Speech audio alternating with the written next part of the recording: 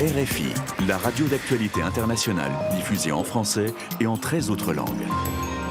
Bonjour, je suis à Paris, devant les locaux de Radio France Internationale, et c'est ici que depuis 35 ans, RFI permet à ses auditeurs d'apprendre le français partout dans le monde. Mais c'est la première fois que RFI propose un podcast pour que les publics migrants qui viennent en France apprennent le français. Ce podcast s'appelle Le Voisin des 12 bis, et pour me le présenter, j'ai rendez-vous avec Julien Cousseau, il travaille au service langue française de RFI. Vous êtes arrivé à l'aéroport Paris-Charles de Gaulle. Les voisins du 12 bis. Passeport, s'il vous plaît. Bonjour. Qu'est-ce que vous venez faire en France? Sorry, je ne comprends pas. C'est la première série en podcast pour apprendre le français. Les Voisins du 12 bis racontent l'arrivée en France d'une jeune fille étrangère, Billy, et sa vie dans un immeuble parisien au 12 bis rue du Paradis. Avec ses nouveaux amis, elle part en quête d'une jeune femme inconnue qui les a subjugués par sa voix. En suivant cette aventure radiophonique, les auditeurs apprennent le français en s'amusant via des exercices autocorrectifs sur le site de RFI. Salut Julien. Bonjour Yvan. Ça va? Ça va, merci. Bienvenue à RFI. Merci. Alors pourquoi vous avez décidé de créer ce podcast Les Voisins du 12 bis? D'abord pour répondre à un besoin très identifié d'enseignement pour des publics migrants en France et qui ont besoin d'apprendre le français pour s'installer, pour travailler. Et donc nous, RFI, mission de service public, on a cette action de proposer des ressources pédagogiques gratuites à disposition des publics.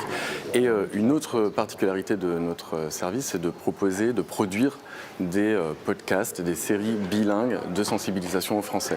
Et donc on a conjugué ces deux missions pour produire cette série Les Voisins du 12 bis. Tu me montres, Julien, comment se fabrique le podcast? Oui, avec plaisir, on va en studio. Bah oui, c'est super, on y va. On y va. Donc je t'emmène au grand studio. D'accord. Et on va voir les comédiennes en train d'enregistrer la version ukrainienne. Et tout se passe ici. Ok, bonjour. Bonjour. Bonjour. Bonjour. C'est magnifique ce studio. Avec les voisins du 12 bis. On va reprendre. Pour fabriquer le podcast français-ukrainien, il y en a aussi la chargée de production, Raphaël, le réalisateur ingénieur du son, Katia, qui s'assure de la bonne traduction français et ukrainien, et deux comédiennes ukrainiennes, Marina et Olena. Trouve-toi un endroit où respirer dans ta longue phrase, le passeport talent là. Désolée de vous déranger, nous sommes à la recherche d'Awa Kouyaté. Leila est ici? Merci. Ok. Naozi, c'est un vrai travail de comédien que vous faites là. Ah oui, c'est de la direction d'acteurs. On a des vraies scènes de la vie quotidienne pour pouvoir se familiariser avec la langue française et des événements de la vie quotidienne. D'accord. Bonjour Katia. Bonjour Yvan. En fait, est-ce que c'est une traduction fidèle du français que tu fais en ukrainien dans le podcast? Non, pas du tout. Il ne s'agit pas d'une traduction, c'est plutôt une contextualisation. C'est-à-dire, on explique aux apprenants ce qui s'est passé dans la scène en français pour qu'ils n'aient pas peur, pour qu'ils comprennent ce qui se passe. Par exemple, dans le podcast, il y a une scène où on parle d'un passeport talent. Donc ça, c'est un terme vraiment français. Il faut connaître la culture pour comprendre de quoi il s'agit. On ne peut pas l'apprendre, disons, avec des livres de grammaire. C'est pour ça, là, on explique en ukrainien pour qu'ils comprennent cette réalité de la culture et de la société française. D'accord. Bonjour Elena. Alors toi, tu es arrivée en France après la guerre dans ton pays, te réfugier en France. Pourquoi c'est important pour toi de participer à ce podcast?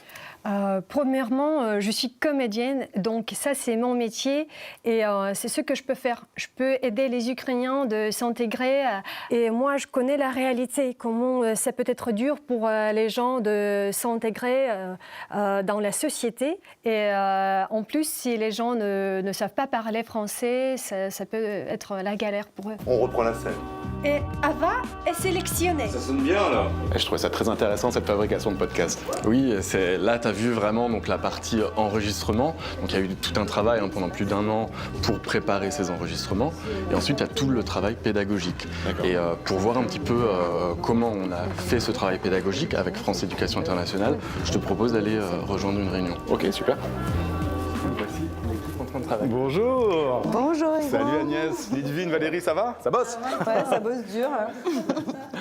quelle est la particularité, Agnès, d'un scénario pédagogique adapté au public migrant ? La particularité du scénario pédagogique ici, c'est que toute la progression dramatique de l'histoire de Billy qui recherche Awa dans Paris, elle est à la fois pédagogique et dramatique avec la série. L'intrigue, ils peuvent la retrouver en écoutant les épisodes et aussi en lisant la BD qui a été écrite à partir de la série, qui reprend chaque épisode.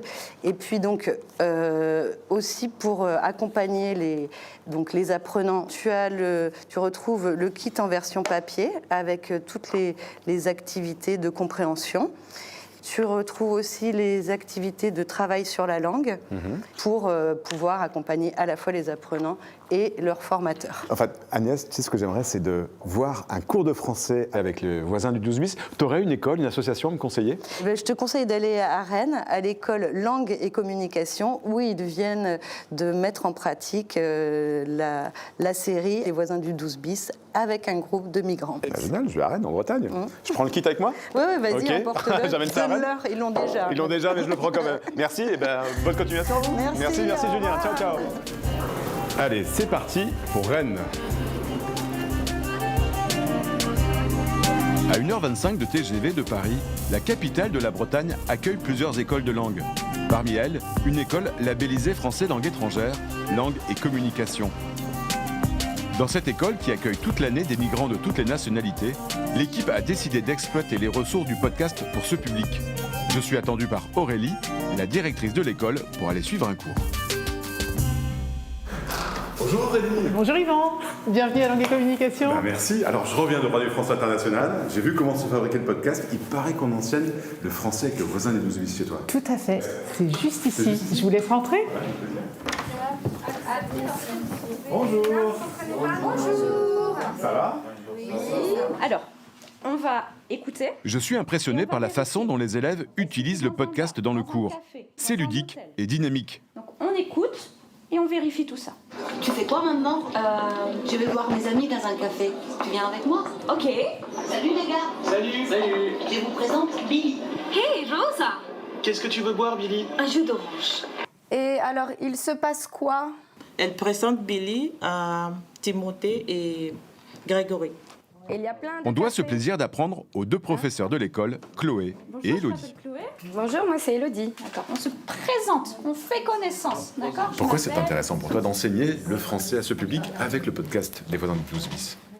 Déjà, en fait, ce sont des compréhensions orales qui sont très riches pour nous et qui changent un peu des compréhensions orales des manuels traditionnels. On passe par des situations qui peuvent être rencontrées dans la vie au quotidien et qui nous permettent d'explorer des documents authentiques comme des formulaires. Parce que là, le but, c'est aussi